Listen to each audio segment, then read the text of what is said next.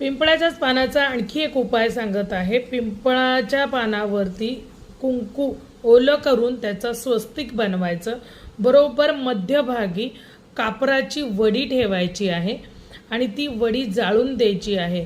तुमच्या पाठीमागे कोण तुम्हाला त्रास देतंय किंवा कुठला करणी बाधा किंवा अशा प्रकारचे कोणतेही त्रास कोण तुमच्या पाठीमागे करतंय हे जर का तुम्हाला जाणून घ्यायचं असेल तर तुम्ही इथे कापूर ठेवावा आणि त्या पिंपळाच्या झाडाला किंवा या पानाला प्रार्थना करावी की गुप्त शत्रू पाठीमागे कोण कुरघोड्या करत आहे त्याचे मला माहिती मिळू दे, पत्ता मिळू दे, त्याच्यासाठी मी हा उपाय करत आहे। असा हा शनिवारी उपाय करायचा आहे आणि ते करून झाल्यानंतर कापूर जाळून झाल्यानंतर हे पान असंच बंद करायचं आहे आणि तुमच्या उशाखाली ठेवायचं आहे। तुम्हाला शत्रू कोण आहे याचा पत्ता जरूर लागेल।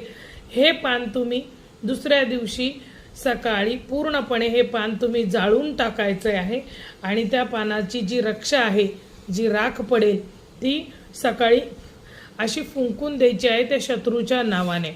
अशा पद्धतीने हा उपाय तुम्ही 21 शनिवारच हा सुद्धा उपाय करायचा आहे। याने तुम्हाला तुमचा शत्रू कोण आहे ते 100% कळेल। काहीतरी अशी घटना घडेल की त्या व्यक्तीचं नाव तुम्हाला सापडेल, ती व्यक्ती तुमच्या समोर येईल आणि मग तुम्हाला सावधानता पाळण्यासाठी हा उपाय दिलेला आहे। आपल्याला काय त्या शत्रूला त्रास द्यायचा नाहीये, फक्त तुमच्या पाठीमागे कोण काय करतंय हे आपल्याला कळलं पाहिजे। त्यासाठी म्हणून आपण हा उपाय सांगितलेला आहे।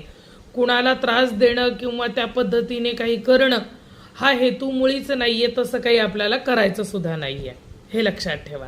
जय भवानी, जय जगदंबा।